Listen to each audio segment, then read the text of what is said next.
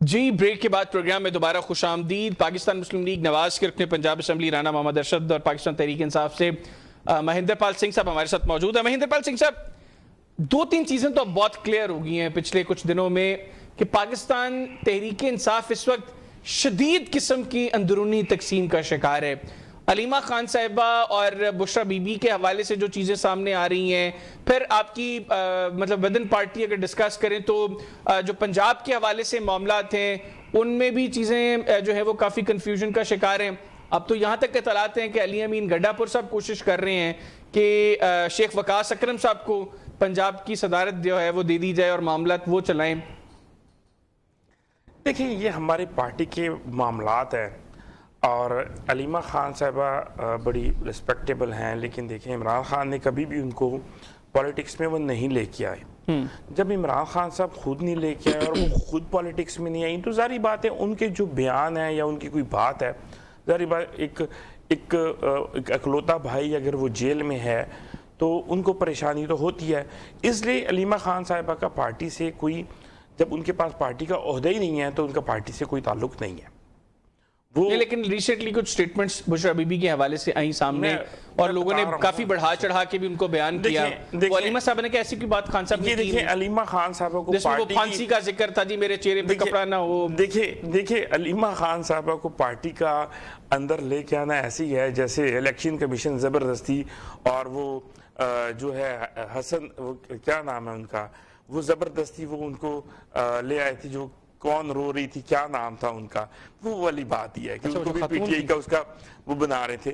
तो सिंपल सी बात है, पार्टी के अंदर फिर मैंने कहा कि बातें चलती थी मुस्लिम लीग, नून, शीन, मीम और डिफरेंट पार्टी। देखिए, हमारी पार्टी पे मुश्किलात आई 9 मई के बाद, जिस तरह से पार्टी के लोगों को तोड़ा गया, जो जुल्म हुए, जिस तरह से वर्करों के ऊपर जुल्म, वो हालात तो इनकी एक दफा ये चीज है, ये बिल्कुल सब कुछ ठीक हो जाएगा, ये कोई मसाइल नहीं है जो हमारे। लेकिन पंजाब की हद तक अली अमीन गड्ढापुर साहब कोशिश कर रहे हैं कि पंजाब में हमाद अजहर साहब की जगह या यास्मीन राशिद साहब की जगह, साहिबा की जगह वकास अकरम साहब को लगा दिए जाए पंजाब। देखिए जी, अली अमीन गंडापुर केपी के प्रेसिडेंट हैं, वो केपी के चीफ मिनिस्टर, उनका पंजाब में कोई ऐसा स्टेक है ही नहीं। ये फैसले प्योरली इमरान खान साहब करते हैं और वो इमरान खान साहब ही करेंगे, इससे कोई ताल्लुक नहीं है। दूसरी जहां तक बात है, देखिए हम इक्तदार में जाने के बाद 9 मई के बाद हमारी पार्टी टूटी है। इनकी पार्टी का हाल देखें, वो हैं सेनेटर जो हैं इनके, एक उनको देख लें आप, जुबैर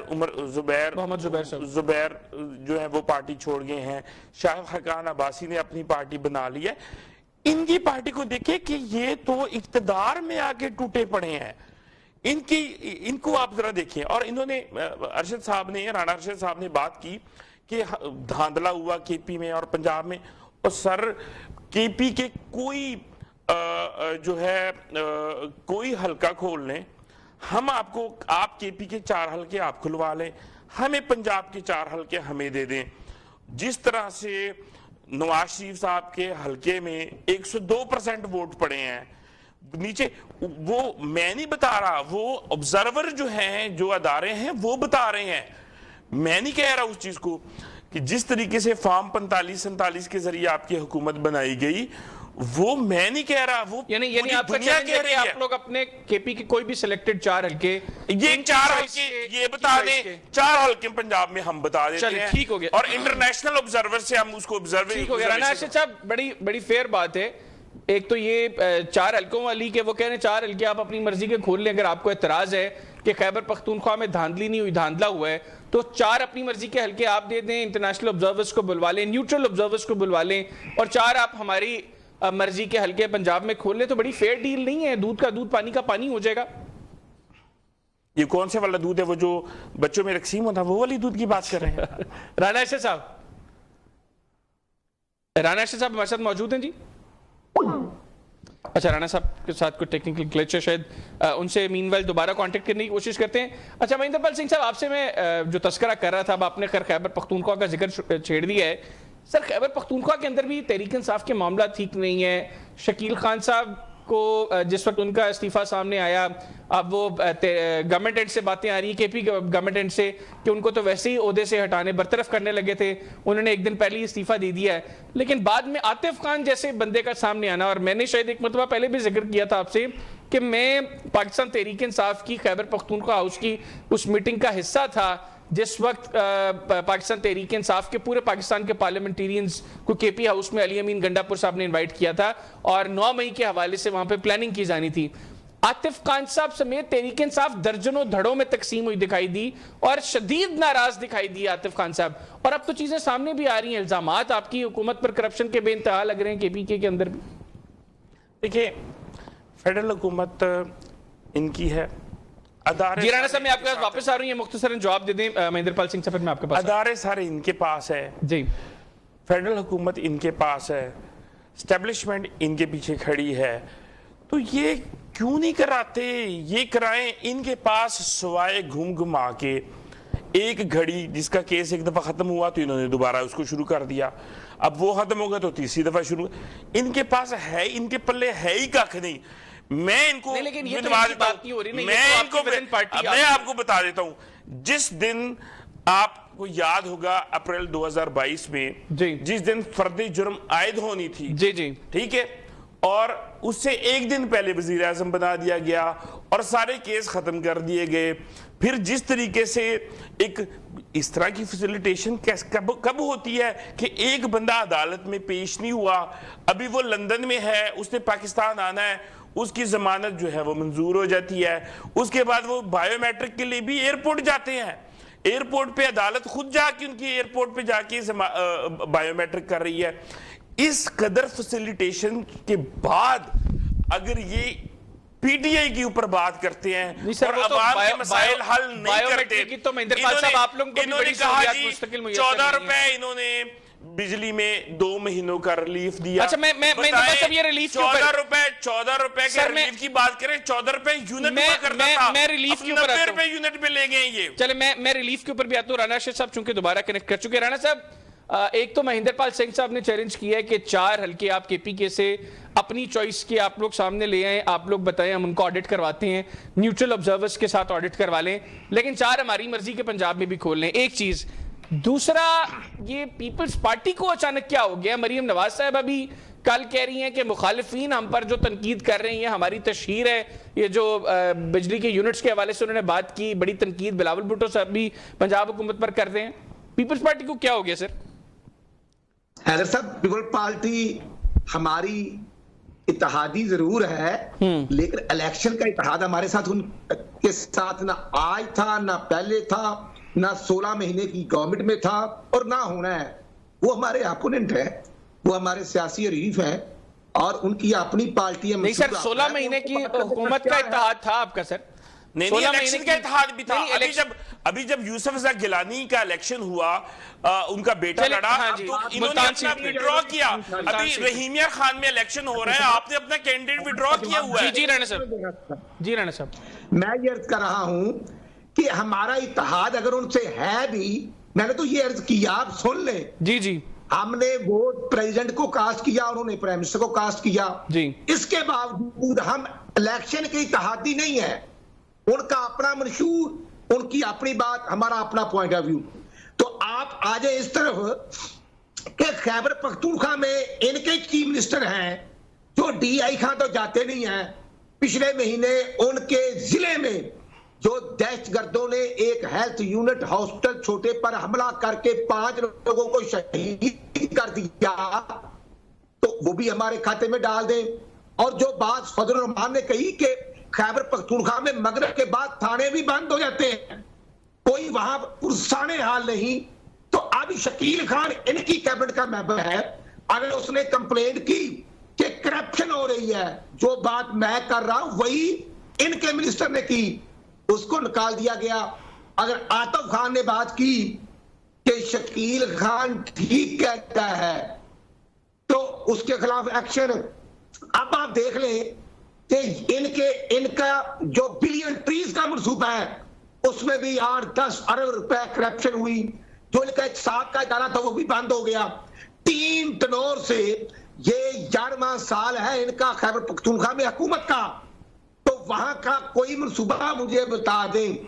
हमने 5.5 महीनों में हैदर साहब 75 से 80 मनसूबे इनॉग्रेट किए हैं पंजाब के अंदर अल्हम्दुलिल्लाह। ये मुझे किसी एक मनसूबे का नाम बता दें, लड़ाई झगड़े के अलावा और नूरी नज स्टाइल के अलावा, पढ़ के मारने के अलावा, इनके चीफ मिनिस्टर और इनकी कारकर्दगी बन्नू वाले कुएं से लेकर मैं समझता हूं। फिर अगर ये बहुत ही अच्छी कारकर्दगी है तो जो पिछले महीने इनकी एमपीए के सीट का इलेक्शन हुआ था लकी मरावत में, और माशाल्लाह बड़ी लीड से हारकर चौथे नंबर पे आ गए, वो भी हमारे खाते में डाल दें। फिर ये मुल्तान का ज़िमनी इलेक्शन भी बड़ी अक्सरियत से हार गए। इसलिए मैं अर्ज करना चाहता हूं, जो इन्होंने इमरान नियाजी साहब ने 2 करोड़ अवाम को नौकरियां देनी थी, आया ये वो क्रेडिट ले गए कि 2 करोड़ की जगह पर 3 करोड़ लोगों को बेरोजगार कर दिया, 50 लाख घर देने थे और अपना घर रेगुलर करवा के तो कराची से लेकर लाहौर और मेरे हल्के ननकाने से लेकर इंक्रोचमेंट के नाम पर लोगों के घर गिरा दिए गए। वो मनसूबा बता दें। 180 मिलियन पाउंड जो है, जो अवाम के पैसे 190 खजाने में आने थे, आया ये उसका क्रेडिट लेंगे। मैं समझता हूं सियासी लोग डिस्प्यूटेड होते हैं। चले राणा साहब जैसे लिए गए, राणा साहब टाइम कम है। महिंदरपाल साहब कह रहे हैं 4 हलकों का भी वो पहले भी जिक्र किया, वो कह रहे हैं मैं चैलेंज कर रहा हूं 4 हलके खोलने। ये 4 की जगह 40 हल्के पंजाब के खुलवा ले और अपने खैबर पख्तूनख्वा के 4 खोल दे। चलो फिर मरियम ते नवाज शरीफ दा हल्का खुलवाओ। राणा साहब आओ, राणा साहब इतने, और हैदर साहब आप साथ चलेंगे, कैमरों के साथ चलेंगे, हल्के खुलेंगे अब कल भी करे आए। राणा साहब वो कह रहे हैं लाहौर के 2 हल्के खोल दें। जो फैज हमीद की बाकियात के जरिए उन्होंने धांधली करवाई थी पंजाब में, वो भी चीजें एक्सपोज हो रही हैं, और वो भी मैं समझता हूं। राणा साहब आजो, हैदर साहब चैनल दा कैमरा लेके चलणगे और ਅਸੀਂ हल्के खुलवावांगे, मजा आएगा। केपी ने तुसी खुलवाओ ते पंजाब दे ਅਸੀਂ खुलवावांगे। नवाज शरीफ के मैंडेट पर जो डाकादानी हुई थी वो पकड़े जा चुके हैं। मैं समझता हूं बड़े शौक से आए, और अगर बड़ा कोर्टों में अब भी इनकी बेल होती है, 9 मई वाला जो सबसे बड़ा केस है उसमें भी इनको तो पूछे बगैर ही जमानतें भी हो रही हैं। हमाद अजहर गिरफ्तार ही नहीं हुआ, इमरान सईद गिरफ्तार भी नहीं हुआ, और क्या कसूर था महमूद रशीद का, यास्मीन राशिदा का क्या कसूर था कि जो इमरान नियाजी ने कहा था कि आपने इन पॉइंट पे जाना है, वो चले गए।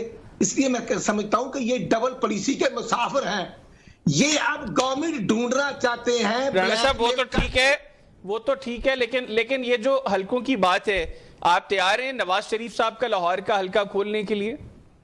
तो मेरे भाई मैं कहता हूं 1 नहीं 40 हलके खोल लें। किसने रोका?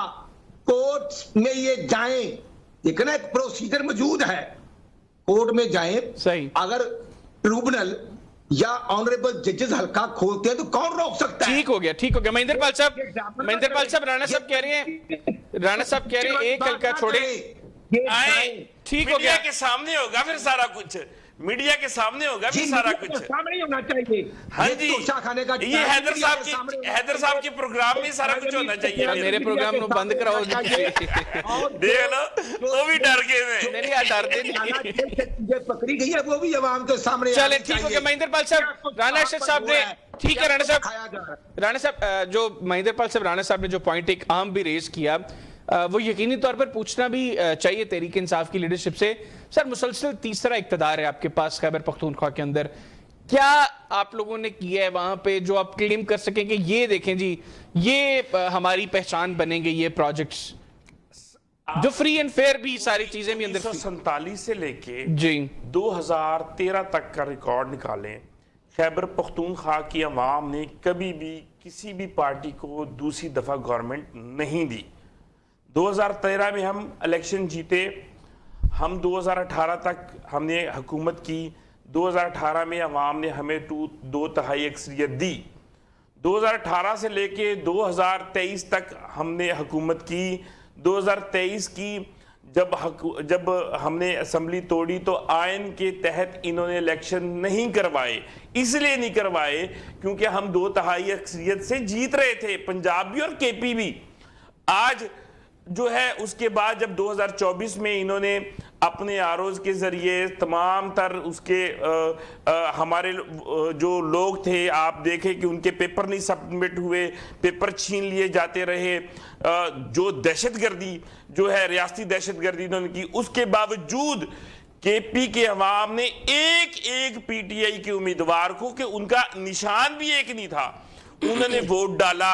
तो मुझे आप बताएं, कारकर्दगी मैं आपको यहां पे तो नहीं दिखा सकता, कारकर्दगी तो अवाम ने देखी है तो वोट डाला है, वरना नून लीग के उम्मीदवार वहां पे नहीं थे, वहां पे एएनपी के उम्मीदवार नहीं थे, वहां पे पीपल पार्टी के उम्मीदवार नहीं, तो वहां पे इन्होंने तो इल्हाक करके इलेक्शन लड़ा है, इल्हाक करके इलेक्शन लड़ा, एक दूसरे के मुखालिफ अपने उम्मीदवार नहीं खड़े किए।